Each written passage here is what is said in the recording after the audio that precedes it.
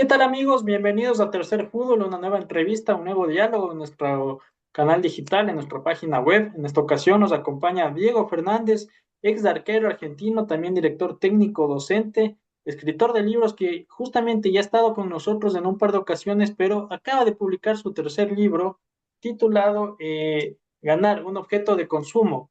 Justamente nos convoca nuevamente esta entrevista, siempre importante charlar con el profe. Abuso un poco de la confianza también al tratarle como profe. Y bueno, profe, bienvenido. Muchas gracias por estar con nosotros. No, por favor, Martín, el gusto es mío. Gracias siempre por tenerme en cuenta, por acompañar y por darle difusión al material que uno aporta desde su lugar al mundo del fútbol. Profe, se hizo una costumbre escribir libros, ya es su tercer libro. Cuéntame cómo se desarrolló esta tercera publicación. Sí, sí, la verdad que sí. Tuvimos, te acordás ya por el 2021, una charla por mi primer libro, El intelecto y 10 más, que fue el primero. Y bueno, como pasa con todas las cosas, ¿no? Que a uno le gustan, ya después se hace, no sé si una costumbre, pero un hábito. Yo tengo un hábito que es escribir. Entonces, cuando hice el primer libro, enseguida ya empecé a pensar en el segundo. Ese segundo libro fue el método Wilson, que está más relacionado con el tema del liderazgo, de la conducción, de cómo armar grupos humanos, cómo los jugadores o los integrantes en los deportes de equipo pueden lograr rápidamente un conocimiento afuera de la cancha para que eso les permita desarrollar mejor el deporte que juegan, ¿no? El fútbol, y en este caso está apuntado también al deporte, a los deportes de equipo en general. Y bueno, un hecho de circunstancia que tuvieron que ver con mi último trabajo en el fútbol, por las cosas que sucedieron y por todo esto que yo venía analizando, bueno, empecé a elaborar tranquilamente lo que fue ganar un objeto de consumo con una pregunta como de subtítulo que dice un mundo solo de victorias, ¿no? Por esto que estamos atravesando, ¿no? Que hablábamos un poquito fuera de la grabación, de la inmediatez, de este existismo, este ganadorismo que vivimos en el mundo no solo del fútbol, sino del deporte, donde por culpa de eso vemos que cada vez hay menos procesos que se sostienen, vemos que cada vez hay más rápidamente cambios de entrenadores, por ejemplo en el fútbol, entonces es muy difícil plasmar una idea, conocer al ser humano que uno lidera y que el jugador también se quede con conocimientos que le puede aportar el entrenador. Como bien sabemos, a mí me gusta mucho una frase que dice, la oruga no necesita un milagro para transformarse en mariposa, sino que necesita un proceso, ¿no? Entonces, si nosotros contratamos un cuerpo técnico y a las 4 fechas, por esas cosas que tiene el juego, no se dieron los resultados y ya lo cambiamos por otro y le pasa lo mismo, entramos en un bucle de cambio que nunca termina de ser productivo. Y terminamos en esto que yo lo digo en el libro, de depender más de la casualidad que de la causalidad. ¿Esto qué quiere decir? Que depende el trabajo de un cuerpo técnico de que la pelota pegue en el palo y entre o pegue en el palo y salga. Y cuando nosotros hacemos análisis desde el resultado, es muy difícil hacer buenos análisis, ¿no? Siempre el análisis tiene que estar dado desde el contenido. Esa es una parte, Martín. Y la otra parte, que es la más preocupante, es que todo esto que estamos viviendo nos ha llevado a olvidarnos del placer de jugar, ¿no? Que en definitiva es lo más importante, porque no fue el fútbol lo que inventó el juego, sino que fue el juego lo que hizo que se inventara el fútbol, para jugar y para disfrutar. Si nosotros en este mundo que vivimos escuchamos más la palabra presión que la palabra jugar, indudablemente es muy difícil que veamos un mejor fútbol, ¿no? Justamente, profe, ¿cómo llegamos a este punto? Ya tenemos quizás una especie de diagnóstico, sucede esto, pasa esto con el exitismo, con solo enfocarse en ganar, que es lo único que vale. Ya no escuchamos frases como antes, que por ahí había gente que decía Yo me quedo más con el estilo de juego de mi equipo, de la cultura de mi equipo, que el ganar, eso me privilegia más y ya no se escucha tanto eso. ¿Cómo llegamos a este punto actualmente en la situación de hoy? A mí me parece que tiene que ver con el caminar social también, ¿no? Me parece con este mundo en el que vivimos, donde todos queremos cada vez más y cada vez se quiere más cosas, más rápido y con menos esfuerzo. Eh, y cada vez se va dejando de lado el esfuerzo y la belleza para conseguirlas. Y pasa en todos los órdenes de la vida, no solo pasa en el fútbol, pasa en las relaciones humanas, pasa en el amor, en todo. Ha cambiado todo de una forma que obviamente el fútbol no está exenta. Y hablando el otro día me encontraba con un hombre de 80 años y hablaba y él me decía, nosotros antes íbamos a ver a los jugadores de fútbol. O sea, jugaba tal jugador y, uy, juega tal, lo vamos a ver. Hoy se va a ver al equipo ganar. No importa cómo y no importa quién juegue. Y esto que vos decís también es muy importante en nuestro fútbol. Cuando digo nuestro fútbol es en el fútbol sudamericano, que tiene una historia y una idiosincrasia que está relacionada con la belleza del juego, con la gambeta, con la pared, bueno, con todas esas situaciones que embellecen el juego, que obviamente buscan la efectividad, que es tratar de esa manera de llegar a ganar. Pero claro, cuando uno lee la historia del fútbol argentino y lee lo que dice Pedernera, Peuchele, cuando hablan de los caballeros de la angustia, ¿no? La máquina de River de los 50, dicen, nosotros entrábamos a jugar y no buscábamos el gol. El gol llegaba solo de la manera en que nosotros jugábamos. Y esa es una declaración de principios, donde por encima del ganar, primero está el jugar. Entonces es muy difícil pensar en ganar si yo no pienso primero en jugar de la mejor manera. Claro, profe, totalmente. Y ya una vez planteado este diagnóstico, por decirlo así, ¿cómo vemos el futuro del fútbol? ¿Qué soluciones podemos dar a reencaminar a ese disfrute por el juego, a ese recuperar la gambeta, a ese campeón queda uno solo, de campeonatos de 20 equipos, de incluso más? Entonces hay 19 que pierden. ¿Cómo configuramos nuevamente eso? Primero que nada, y esta es una visión personal, y yo no soy el dueño de la verdad, ni lo quiero ser, me parece que primero que nada tenemos que empezar a otra vez a entender este juego de qué se trata. Abrazar la incertidumbre, abrazar la imprevisibilidad, comprender el condimento de azar que tiene el juego, un juego colectivo en el que hasta haciendo las cosas de la mejor manera por ahí no ganás y a veces haciendo las cosas mal ganás. Entonces, si nosotros no entendemos que el ganar o el perder no solo dependen de lo que nosotros hacemos, vamos a empezar a mejorar. Y después hay otra realidad, que es empezar a tener otra vez esa valentía de aceptar perder, ¿no? Hoy lo que pasa es que se tiene más miedo a perder que ganas de ganar. Entonces disfrazamos esto de, no, yo soy un ganador, yo quiero ganar siempre, y en esa frase está escondido un gran temor a perder, que en definitiva es lo que nos pasa. Por eso a veces vemos un fútbol cada vez menos arriesgado, menos rebelde, vemos más intervencionismo de los entrenadores, algo que a mí no me gusta, porque yo soy un convencido, lo decía cuando era futbolista y lo digo ahora, que el protagonista es el jugador. Entonces yo hoy cuando escucho a entrenadores de la élite que dicen, no, yo le tengo que decir a mi jugador qué tiene que hacer en determinada situación del juego, me parece que no va por ahí.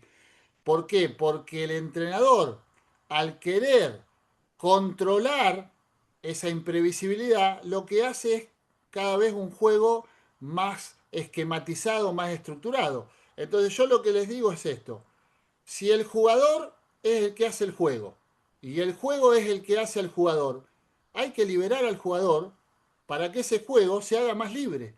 No hay otra situación. Si yo encorseto al jugador en un esquema, en una estructura y pierde libertad, claro que voy a hacer tal vez que esa imprevisibilidad se achique, pero voy a hacer un juego muerto, no tengo dudas.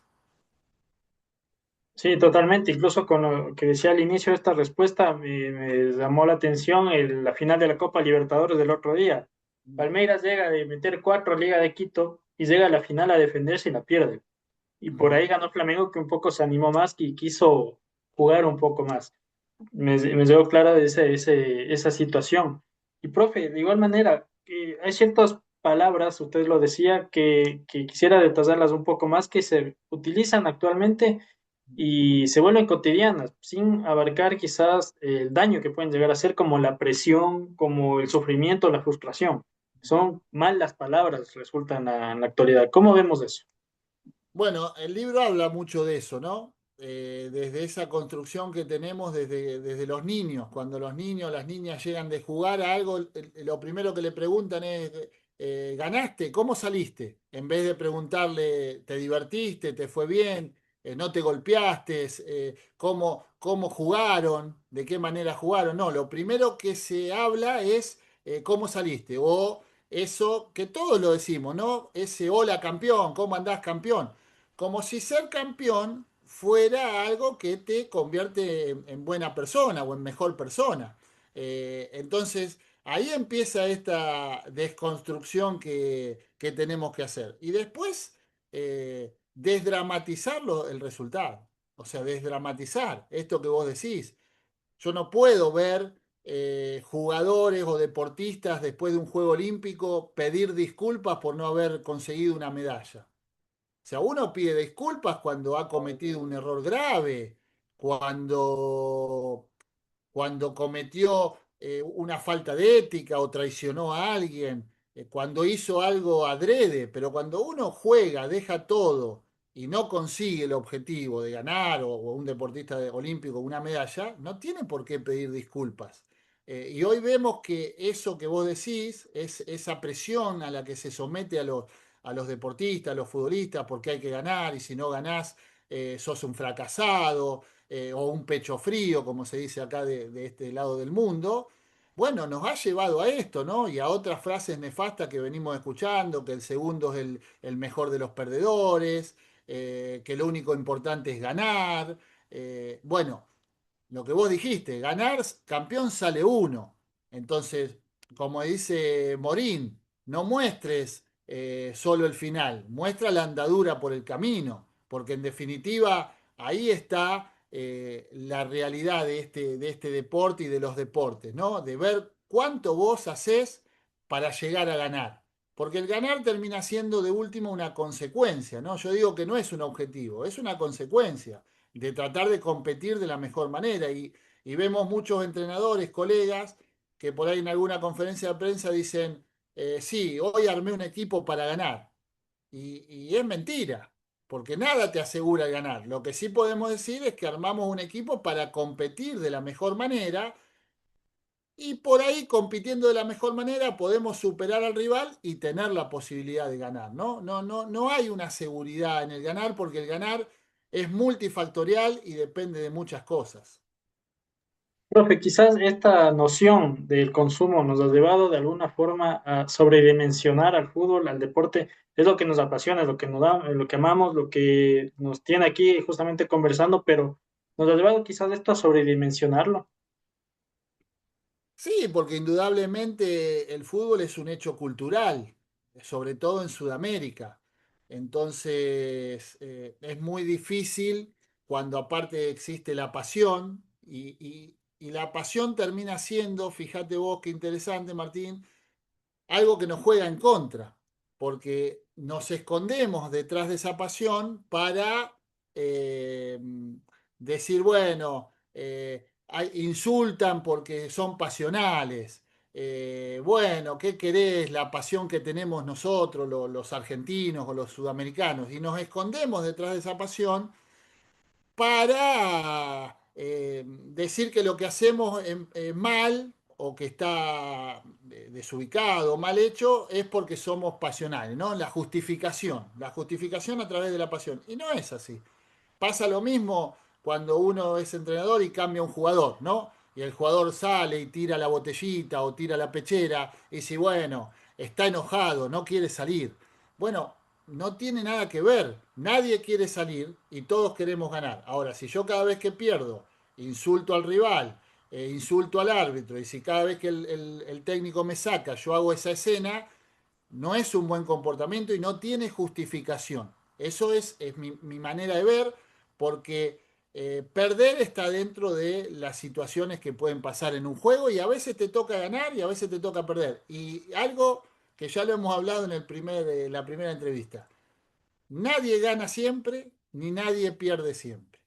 Porque así como decía eh, Saramago, la victoria tiene una cosa mala, nunca es definitiva, y la derrota tiene una cosa buena, tampoco nunca es definitiva, ¿no? Sí, totalmente, profe. Y ahí quiero preguntar al director técnico justamente, ¿cómo en la actualidad se desenvuelve o qué presiones nomás tiene un director técnico, por ejemplo, cuando el dirigente le dice tienes que convocar a tal futbolista y lo tienes que poner, cuando es evidente que por ahí no está en capacidad de incluso de hacerle un daño al futbolista, cuando la prensa pide por otro futbolista y mediáticamente lo induce hacia el director técnico? ¿Cómo manejarse en un mundo en el que un director técnico un cuerpo técnico se dinamiza con esos aspectos? Bueno, es buena la pregunta, porque ahí ya entra otro tema que es la personalidad y las convicciones del entrenador. Eh, hoy también sucede que por estar dentro del sistema, ¿no? Dentro del fútbol, o por sostenerse dentro del fútbol, el entrenador ha empezado a correr ese límite que existe entre el dirigente y el entrenador, ¿no?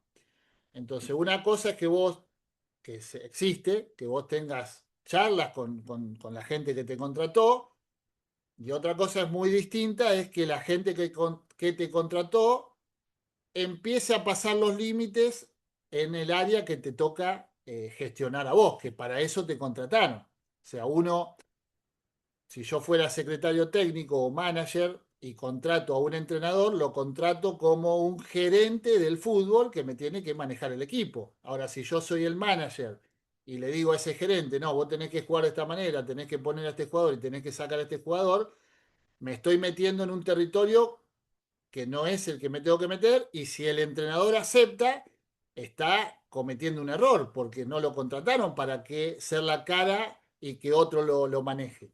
Pero bueno, hoy sucede, pero tiene que ver mucho con esto, Martín, de las convicciones y de cómo cada uno quiere vivir su profesión. Hay personas que quieren vivir la profesión de esa manera y hay otros que queremos vivir la profesión con los valores y con la ética que tenemos. Y bueno, es un momento, ya te digo, difícil, porque no es fácil sostener en estos momentos las convicciones, pero bueno, es lo único que uno tiene. Yo creo que es el tesoro más grande que uno tiene como persona, que es la dignidad y sus valores. Y una vez que esa dignidad y esos valores se pierden, ya no se vuelven a recuperar. Y ahora, profe, la misma pregunta trasladada al docente. ¿Cómo aquello sobre lo que es en una clase impartir este tipo de convicciones o este tipo de noción de respetar las convicciones a los estudiantes que cuando salen de la clase por ahí prenden el televisor, van a las redes sociales y ven todo lo contrario, ven que les promueve más bien el consumo, casas de apuestas, el ganar? ¿Cómo lucha el docente en eso? Qué bueno, qué bueno, Martín, qué bueno, porque ese es el gran problema que tenemos hoy. O sea, en realidad vivimos en un mundo, yo digo, la infoxicación, ¿no? Mucha información, mucha incitación a que uno traicione los valores y las convicciones, ¿no? Uno prende el celular, así te quieras mantener aislado, ¿no? Es imposible mantenerte aislado porque abrís el smartphone y una red social y enseguida te empiezan a aparecer un montón de situaciones. Entonces, bueno, yo siempre trato en mis clases, en las materias que doy, hay una que es fútbol y educación, de hacer mucho hincapié en autores como por ejemplo José Ingenieros, autores que han marcado con sus libros, José Ingenieros con El hombre mediocre, Las fuerzas morales, eh, técnicos que han marcado una historia, como César Luis Menotti, la manera de conducirse, y volver también un poco a cómo uno se formó. Yo me formé en la época de que cuando un entrenador perdía, ir a la tribuna y que te vieran, estaba mal, o sea, estaba mal visto, porque eso significaba una falta de código sobre el entrenador que estaban por echar o que había rumores de que lo echaban. Hoy todas esas cosas que se han hecho normales, inclusive yo he ido a algunas charlas de liderazgo donde pregonaban que no, que hay que hacerse ver, hay que ir a la platea, hay que ir a la tribuna. Bueno, yo no comulgo con eso, pero indudablemente sería un hipócrita si te digo que eso no pasa, porque está pasando. Entonces, la única manera de que uno como docente pueda trasladar estas convicciones y estas cosas que marcan la dignidad de cada uno es tratando de, primero con el ejemplo, después con ejemplos de otras personas y después entendiendo esto de que hay que vivir del fútbol, pero no sobrevivir del fútbol. Y te lo voy a desarrollar.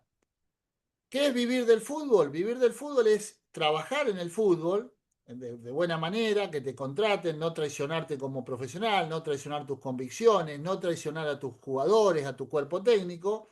Y sobrevivir del fútbol es agarrar cualquier trabajo que te ofrezcan, meterte a trabajar en cualquier lugar solo por el hecho de trabajar. Si uno te dice un día, no, mirá, tenés que sacarlo a este y poner a otro porque si no te echo, y bueno, lo pones para que no te echen. Bueno, todas esas cosas son sobrevivir del fútbol. Y eso es lo que yo trato de pregonar. Es preferible a veces no trabajar, pero andar, como dice José Larralde, con la frente limpita y no aceptar un trabajo que sabés que si lo aceptaste de esa manera, en algún momento decía Patrick Moratoglu, el entrenador de tenis, igual te van a echar. O sea, igual te van a echar. Si vos venís perdiendo y un día viene alguien y te dice, uno que maneja el club, dice, no, haz este cambio, el otro cambio, vos decís, sí, lo hago. Igual perdés y te va a echar. Y si ganás, te va a decir, lo hizo porque hice los cambios yo. Y a la otra fecha perdés y te echa. Entonces, en definitiva, yo no quiero morir con la mía. Quiero morir insistiendo con la mía, que es distinto. Sí, tal cual, profe. Y para ir cerrando, quiero preguntarle con todo lo que hemos conversado, usted nos pone sobre la mesa una herramienta para repensar el fútbol y plantearlo de otra manera a lo que se puede venir. Pero con todo el contexto en sí, incluida su herramienta, pero lo que conlleva la globalidad de lo que es el fútbol actualmente, ¿cómo observa usted? ¿Cuál es el futuro del fútbol? Bueno, lamentablemente, a veces un pesimista es un optimista bien informado. Y yo no veo a futuro una mejora. O sea, por lo menos al breve.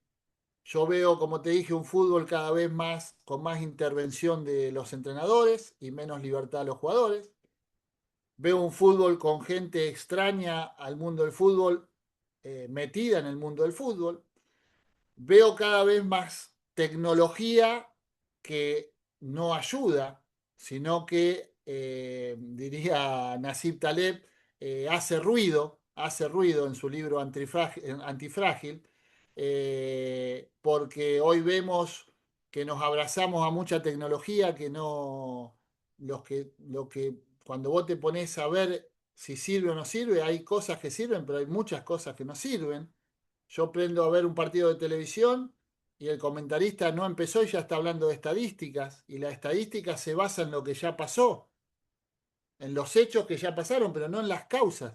Por eso las estadísticas no tienen la seguridad de repetirse. Hablamos mucho de datos. Hoy los entrenadores, hoy los entrenadores y la gente del fútbol le está haciendo caso muchas veces a una plataforma que desarrollaron dos personas que se dedicaban a las apuestas para tratar de ganar apuestas. Y hoy los entrenadores le están haciendo caso a eso. Ahora yo te digo, no, porque me da risa, porque digo, no, porque analizaron 300.000 partidos y desde el vértice izquierdo hay tantos goles, se hacen. Está bien, pero ¿sabés qué pasa? Que esos 300.000 partidos fueron 300.000 jugadores diferentes, en situaciones diferentes, futbolísticas, emocionales, con rivales diferentes. Y mientras el fútbol se siga ejecutando por seres humanos, con emociones, con vivencia, con diferentes construcciones, la tecnología no va a tener lugar. Ahora, si todos se quieren abrazar a este temor de que no abrazar la incertidumbre y abrazarse a manejar todo en base a la tecnología, bueno, vayan por ese camino. Yo les digo que, y con esto no estoy en contra de analizar al rival, saber qué va, pero no nos aferremos a que esa es la verdad absoluta, porque si nosotros nos vamos a aferrar a que esa es la verdad absoluta, estamos equivocados, porque el fútbol es un juego ejecutado por seres humanos. Entonces, creer que nosotros vamos a poder controlar todo cuando ni sabemos nosotros lo que vamos a hacer, y por eso es lo bueno. Taleb también dice en ese libro Antifrágil, si yo supiera lo que me va a pasar cada día de mi vida, preferiría estar muerto. Y el juego es igual.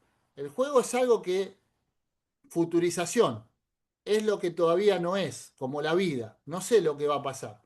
Tengo algo que visualicé que podría llegar a pasar. Podría. ¿Eh? Como dice Julián Marías, cuando uno sabe qué va a pasar es porque no va a pasar nada, porque eso ya pasó, Martín. Pero bueno, como digo siempre, solo sé que no sé nada, como decía Sócrates, y es una mirada mía, ¿no? Profe, la última, consultarle, ¿se viene quizás algún cuarto libro? Seguramente que sí, porque ya tengo una mecánica armada que cuando saco un libro, enseguida, generalmente, Martín, cuando sale un libro, vos ya lo terminaste hace un tiempo. Entonces ya estás, y que va a tener que ver seguramente con esto del juego, de la humanidad del juego, de los humanos que lo ejecutan, porque mi historia con el juego como futbolista y hoy como entrenador va por ahí. Sigo sosteniendo que lo más importante es el ser humano, con sus defectos, con sus virtudes, lo perfecto es enemigo de lo bueno, como dicen por ahí. Entonces, el error en el arte, también vos sabés que a mí me gusta mucho el arte, en el arte lo perfecto no existe. ¿Eh? Si uno se acerca mucho a la Gioconda de Da Vinci, va a haber imperfecciones en las pinceladas. ¿Eh? No es perfecta, sin embargo, es una obra de arte valuada y no solo por su valor en la moneda, sino por lo que significa para el mundo del arte, ¿no? Profe, y ahora sí, para cerrar, cuéntenos quizás a nivel de Argentina, quienes nos siguen desde allá, y por ahí, pues si por ahí se puede a nivel de Sudamérica, cómo conseguir su nuevo libro. Bueno, todo lo que es Sudamérica, y Sudamérica e internacionalmente también a través de Amazon, Amazon Books, ahí ponen los 3 libros míos, están ahí, El intelecto y demás, El método Wilson y Ganar un objeto de consumo. Y de lo que es el territorio argentino, todo a través de mis redes sociales, se comunican conmigo y ahí arreglamos para poder tener el libro. Listo, profe, muchísimas gracias. Siempre bienvenido a Tercer Fútbol. La verdad que siempre grato conversar con usted, muchos conceptos, muchas cosas para pensar y dejar planteadas sobre la mesa y avisorar por ahí un futuro mejor en el que se enfoque el juego, en el que se recuperen ciertas cosas del pasado que pueden beneficiar a lo que es el presente y el futuro. Muchas gracias, profe, y un gran abrazo. Bueno, gracias a vos, Martín. Siempre seguimos en contacto y esto que quede claro, que uno diga que no ve un futuro, por lo menos en lo inmediato, sí, uno sigue y seguirá luchando por esto que vos decís, ¿no? Que siempre podemos mejorar en todo. La única lucha que se pierde es la que se abandona y uno no piensa abandonarla. ¿Eh? Te dejo un abrazo grande, Martín. Gracias, profe, un gran saludo, un gran abrazo.